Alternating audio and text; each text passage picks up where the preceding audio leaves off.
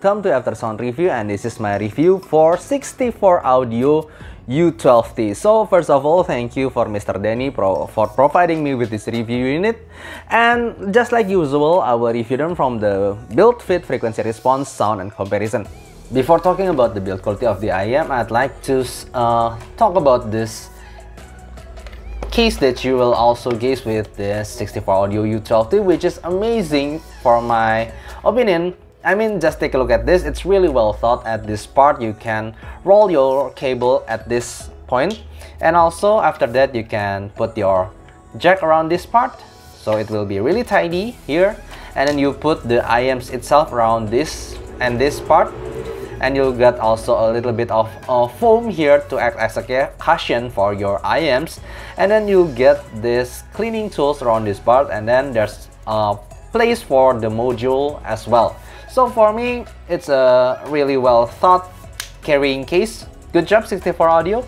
Okay, let's talk about some technology that you get also with this 64 audio. First of all, I'd like to talk about the TIA driver itself, which stands for tubeless in-ear audio, which means they are using a tubeless balanced armature.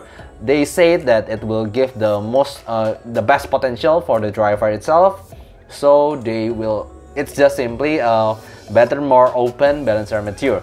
And the T part for this IEMs actually stands for the TIA driver itself. The usual U12 IEM, which comes before this U12T, don't have that TIA driver, but this U12T definitely got that one TIA driver for the upper frequencies. And also talking about the other part that I really like about the 64 audio is about this Apex module. Apex module actually stands for air pressure exchange, as you might have known that a fully closed IEM, usually balanced armature IEM, gives some pressure to your ears when it's fully closed. Your ears doesn't get enough air from it, and it's actually not really healthy. So this module, it actually acts like a pressure releaser for those IEMs. And yes, you get some module that comes with it, and this module definitely gives you a little bit less isolation, but in exchange for more airier sound and also better healthy for your ears. When you buy this U12T, you will get also the default module. This is the M20, it's more grayish and light in color. This is the M15, which is darker in color, and this M20 gives you minus 12 decibel, while this M15 gives you minus 15 decibel. The less the decibel for this module is, it's giving more airier sound. So yes, this M20 is more isolated for your ears, it's more sealed, but at the same time it will sound a little bit thicker and bolder, while this M15 is a little bit airier. But actually I don't really hear a lot of difference. It's just different in little bit of thickness change here. But if you take out this TIA driver itself, the bass is definitely dropped to the point it's no longer I cannot really hear that bass anymore. So yeah, this this Apex module definitely gives you some effect, and it's not a gimmick. The design itself is actually not really extravagant. I mean, the color scheme is only gray and silver, but it's all are really smooth and well finished. The finishing is really great, and also they have some convincing weight on it. I'm not talking about how they are not heavy at all, but it's definitely a little bit heavier than the usual acrylic resin IEM.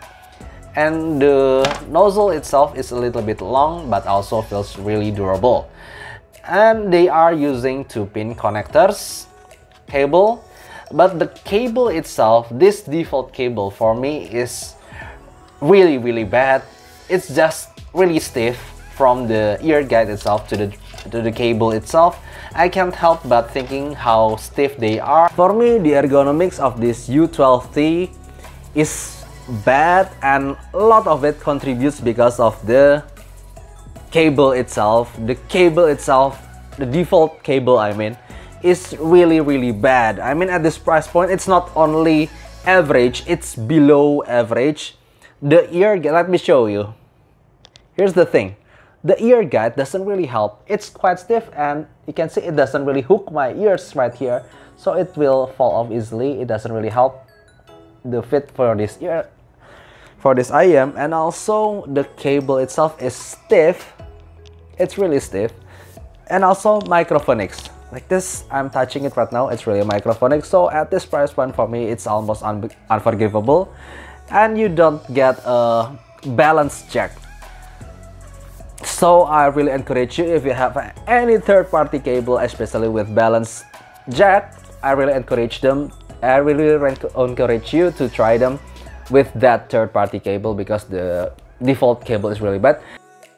Talking about frequency response of this U12T, for me it is simply neutral-ish ROM. You can see that this is raw frequency response, by the way, and it shows that the bass is elevated, and also there's a little bit of upper mid-range and treble raise around here, but it's still on the leaning towards laid-back side. It doesn't have enough pinna gain to make it neutral.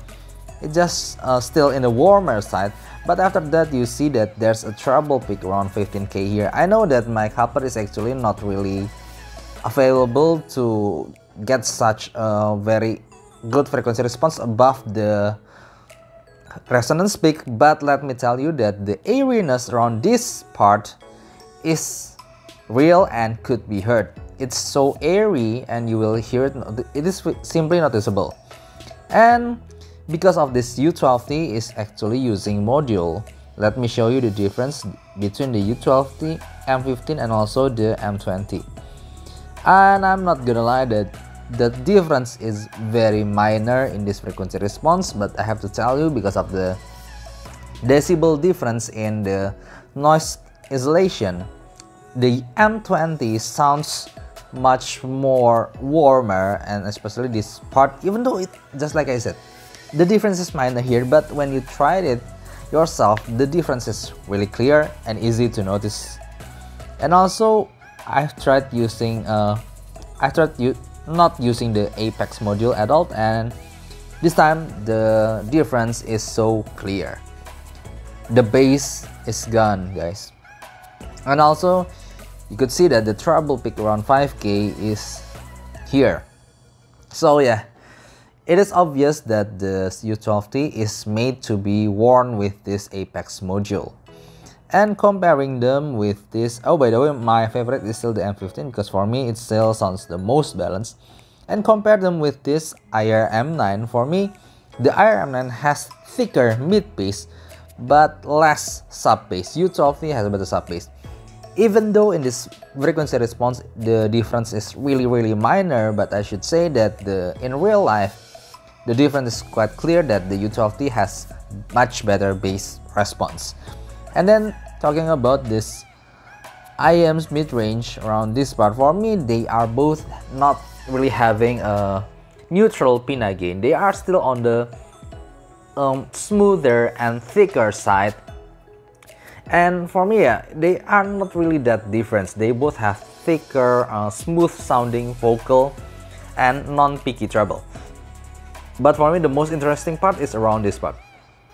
You can see that actually the IER M9 has more extension towards around the 10 or 11K, but the U12T is rolled off around that area, but again, it has a little bit of raise around this part, around 15K. And for me, it really shown, especially when you tried music like orchestral violins and such, that the treble presence itself actually is more present for me in the IER M9 thanks to its extension. But the airiness of the treble, it feels like the treble has no boundaries. It feels like an open space. It's much more noticeable in this U12T, even though the treble presence itself is more noticeable in the IER M9. Talking about the sound quality for the 64 audio U12T, I have tried them using my Q12 5K, iFX DSD, and also iBasso DX160, and also I have tried them using my own phone, Samsung Galaxy S10 Plus, And I should say, even though I tried them using my phone, they will still sound marvelous. But I definitely suggest you and encourage you to try change the cable and use a balanced cable through your dedicated source, and it will definitely gives this 64 Audio U12T better justice, especially when it comes to Technicality itself. Okay, talking about the tonality of this 64 Audio U12T, I simply said that it's a really safe sounding tonality, and it's really complete from up to bottom. The bass is punchy and also full-bodied. Vocal is quite clear but quite lush and thick at the same time. And for me, the treble itself, even though it's not really forward, but detail and the airiness, it's really up there. And yeah, for me, it is one of the most complete sounding IEMs ever. And that being said, it's really coherent even though it's using 12 drivers. So for me, it's really such a great IEMs. Okay, talking more detail about the bass. For me, it is hands down the best bass that I've ever heard from balanced armature. I mean, I have tried a lot of IEMs, but for me, the best decay and the best naturality for the bass definitely comes from dynamic driver. But this BA from this U12T really come close to the dynamic driver, giving a lot of punchiness and also some bass rumble in a lot of songs from EDMs, from pops. It's just a really satisfying, really great bass. It's punchy and the decay is natural. It's really different from the average sounding bass BA that I've ever tried. It's much more solid and also more textured in its bass. Just for note, I have tried at least 4 IEMs that I consider to be quite close to dynamic driver when it comes to bass texture, but it's balanced armature. The first one is definitely this U12T. So far, it's the best one. And also the Sony IER M9. And then the Moondrop S8, even though it doesn't have the bass like the 64 U12T or the IER M9, but it somehow come close when it comes to texture alone, and also the C Audio Bravery. But this U12T still stands among the best. It's still simply the best for me. And then the mid-range, it is really safe, but at the same time, it's really well controlled and really well textured. I mean, trying them using some vocals for female or male vocals, even though I've tried Ed Sheeran or maybe Ariana Grande and some J-pop music or rock music, I think they definitely sounds really natural, but at the same time, it's also a little bit thick, but it's open. So it's a really well balanced IEM. No matter what kind of song you give at them, either it's female vocal or male vocal, for male vocals like Il Divo or Just Driven, it will still gives you that thick note, that power that you will hear from male vocals. But at the same time, when you hear Ariana Grande, you still hear that she screams really well at this 64 Audio U12T, but it still sounds open and really well controlled without any shoutiness or any sibilance. So it's a really well balanced vocal. It's a really well balanced and all-rounder vocal. And when it comes to treble, here's the thing that I noticed. The treble itself is not necessarily pushed forward, but it's really, so it's like around the 8 to 10K, it doesn't really go forward, but around after that, the airiness of the treble that comes from the upper frequencies can give you this airiness that comes with it. So when you hear cymbal crash, the cymbal is not actually forward in your face, the crash of the cymbal itself, but you will hear the remnants of the airiness from that cymbal alone, like you will hear that a lot of details in that part, but the cymbal itself, it's not really forward. And also the one song that I've tried using this 12T, and it really shows the airiness. You may try the Shonen Heart from the Homemade Kazoku, and it will gives you, at the intro, it's using trumpet, and it's definitely really airy but still natural at the same time. But that airiness needs to be taken note because it's really well defined. But when you try violin music for La Campanella, La Primavera, or maybe some music like the Handel Messiah, the violin itself is not really forward actually. It's just the airiness is always there. When it comes to technicality, for me the thing that struck me the most with this U12T is how well layered they are. I think they are one of the most layered IM. I mean, when you try music with complex elements such as for example, the Wagaki band Tengaku, when you hear there's a lot of music here, but the separation and also the layer of the sound is really well defined in this U12T. It's the best I have heard even. So whatever sounds you throw at them, it will always be separated and also well layered. The vocal and then the bass, also the instruments are really well layered. It's just like they have their own chambers and play inside those chambers. It's just how well they sound. It's really well separated and layered. But when it comes to soundstage and imaging, for me this U12T, I mean, I have heard some IMs that are better than this U12T. It's around its price range. For example, its own brother, the TIA Trio, or maybe the Neo from 64 Audio itself, has better soundstage for me, but it's just not as layered as this this U12T. It's just U12T for me, even though it has still good soundstage and also good imaging, but it's just not as good as its own brother like the TIA Trio or maybe the TIA Neo. But it's just the most separated and detailed I've ever heard. Okay, now when it comes to comparison, I have my favorite IM here. This is the Sony IER M9. I know this might be a little bit not really balanced because the IER M9 is literally half the price for this U12T. And I should say that, but here's the thing, they share for me some similar feature. For example, they both have this really well safe sounding tonality.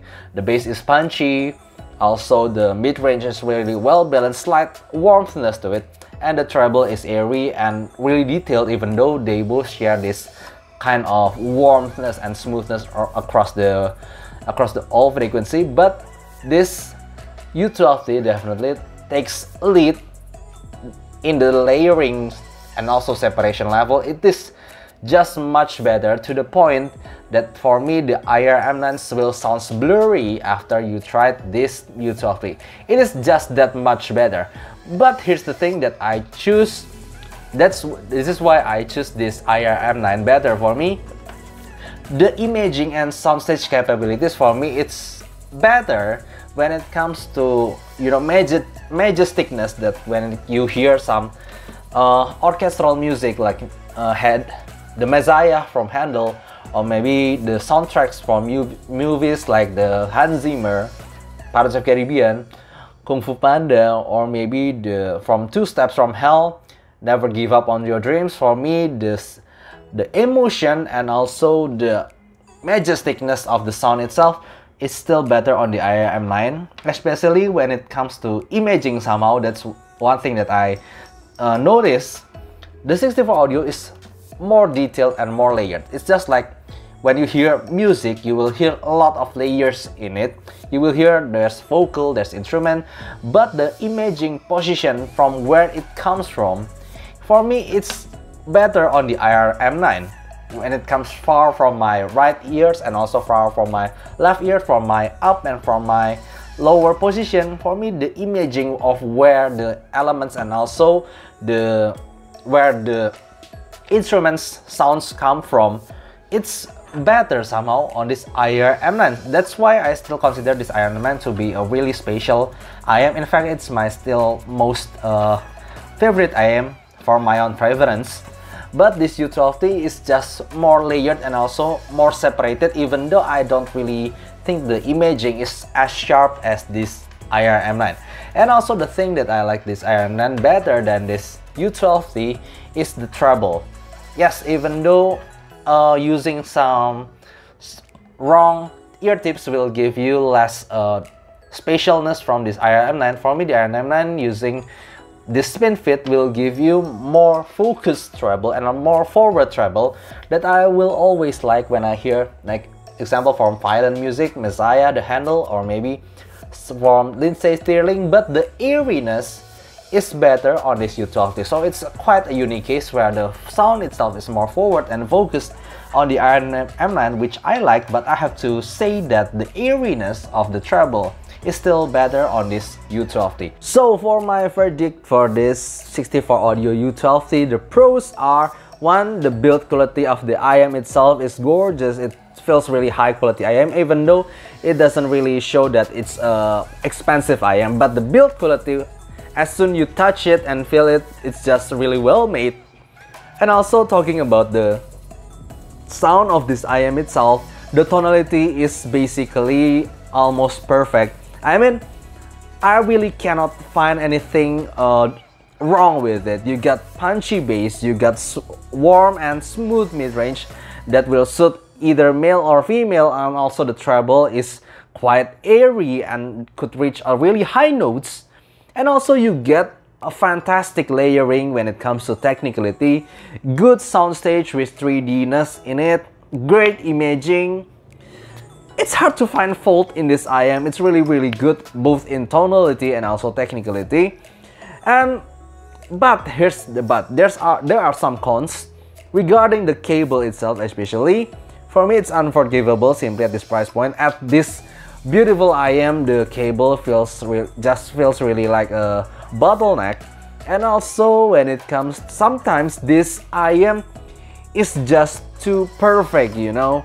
When I'm trying musics like the orchestra, Two Steps from Hell, Never Give Up on Your Dreams, or maybe some Japanese rock like from One OK Rock, I feel that this IM is really well to tidy. It is really separating the layering of the elements of the sound itself, that at some points I hear more of the it's like I'm analyzing the song itself but not really enjoying the song itself. So because of how layered it is and how safe the tonality is. But for me, that just maybe my personal opinion on this. But other than that, for me, this is almost like a perfect IM for any IM I've ever tried. The tonality is really good, the technicality is also great. I almost find no fault at this IM. Okay, so for me, I think that's all. This IM is ordinary in tonality. I mean, it's just really safe, but extraordinary because of how layered it is, how tidy and how well controlled the sound is. It's just an amazing IM. Okay, I think that's all. If you have any question, please write down in the comment below, and see you next time. Bye bye.